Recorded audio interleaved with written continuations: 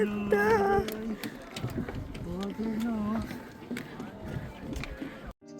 After hanging out and having a great meal and drinks at this beautiful glamping site, our next itinerary was to go on a short trek around Majang Lake.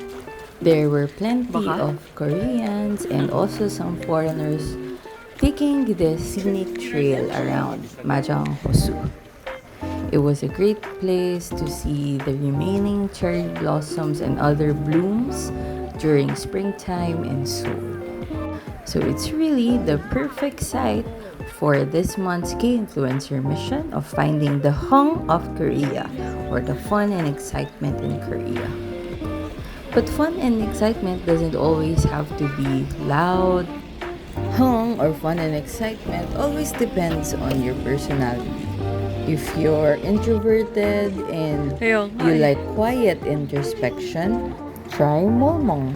Ulat na parang...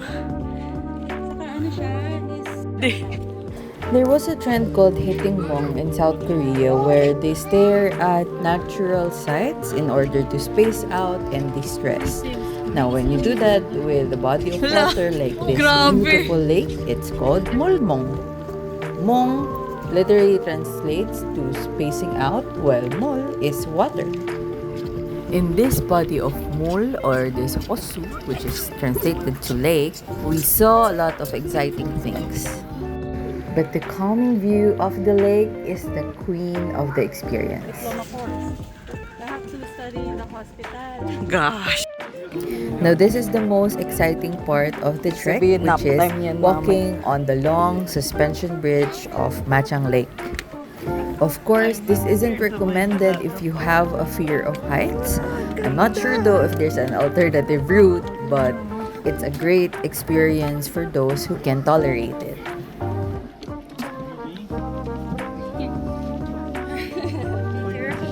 Earphone, my phone. Our toddler was such a trooper when doing this hike, and he had a lot of fun and looking at the sights.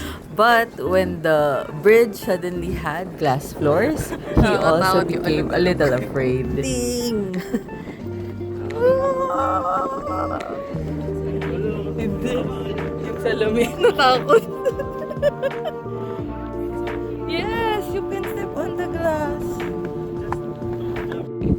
There are a number of skywalks like this around South Korea. Finally, I was able to experience it, and it was really as thrilling as it can be. When we arrived at the other side, we were pleasantly surprised that it was much noisier, but in a good way, because there was a performance going on. It was like a festival or a party, an informal one where the natives were having fun.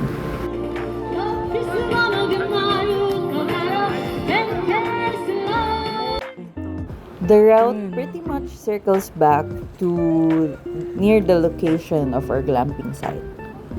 We saw this famous restaurant on our way back, and it might be good to visit it again when we come back. But again, this beautiful view of the lake was the best part of this hike. I really am thankful that we got to see it. And we had a view of some of the late spring blooms. We also had fun looking at those and taking pictures, and of course, exchanging stories with our friends from Korea.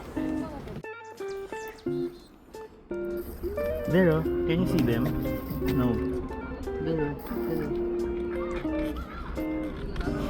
These ducks by the lake were actually like a premonition, but not a bad one. Because later on, we were pleasantly surprised to see that the rubber ducks that we saw in our first international trip, which was in Hong Kong, they arrived here already. Well, it's not the pair of them, but one of them. Majang Lake is not always accessible for commuters in Korea, but if you can rent a car, or if you have friends here that can take you, it's a great place to visit and unwind and have some mulmong hung so that you can experience it yourself. We highly recommend it for families, for couples, or even solo travelers who just want to have fun. Humarap ka. Annyeong!